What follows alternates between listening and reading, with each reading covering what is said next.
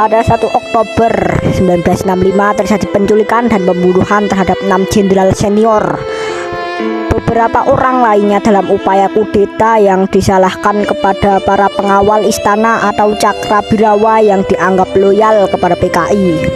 6 jenderal senior yang menjadi korban merupakan 6 pejabat tinggi Angkatan Darat, yaitu Letjen TNI Ahmad Yani, Menteri atau Panglima Angkatan Darat, Kepala Staf Komando Operasi Tertinggi; Maijen TNI Raden Suprapto, Deputi 2 Menteri Panglima Angkatan Darat bidang administrasi; Maijen TNI Mas Tirto Darmo, Deputi 3 Menteri Panglima Angkatan Darat bidang perencanaan dan pembinaan; 4. Maijen TNI Siswondo Parman, Asisten 1 Menteri Panglima Angkatan Darat bidang intelijen; Brigjen Donald Ishak Panjaitan atau DI Panjaitan, Asisten 4 Panglima Angkatan Darat bidang logistik; Brigjen TNI Sutoyo Siswo Miharjo, Inspektur Kehakiman atau Auditor Jenderal Angkatan Darat.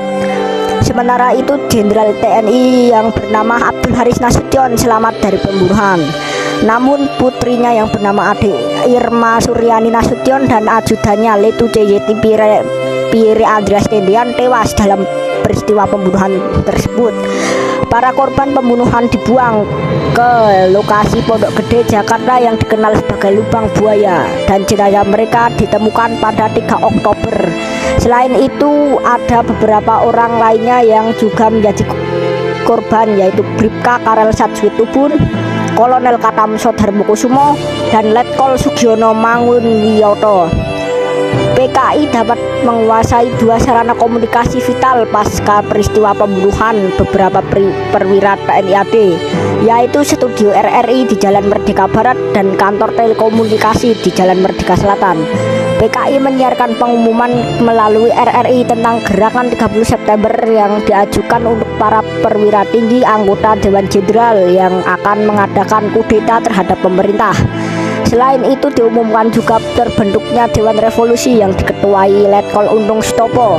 6 Oktober Soekarno menghimbau rakyat untuk menciptakan persatuan nasional, yaitu persatuan antara angkatan bersenjata dengan para korbannya, dan penghentian kekerasan. Biro Politik Komite Sentral PKI menganjurkan semua anggota dan organisasi-organisasi massa untuk mendukung pemimpin revolusi Indonesia dan tidak melawan angkatan bersenjata. Pernyataan ini dicetak ulang di koran CPA bernama Tribun. 16 Oktober 1965, Soekarno melantik Maijen Soeharto menjadi Menteri atau Panglima Angkatan Darat di Istana Negara.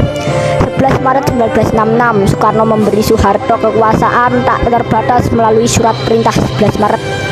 Soekarno memerintahkan Soeharto untuk mengambil langkah-langkah untuk mengembalikan ketenangan dan melindungi keamanan pribadi dan wibawanya. Kekuatan ini pertama kali digunakan oleh Soeharto untuk melarang PKI.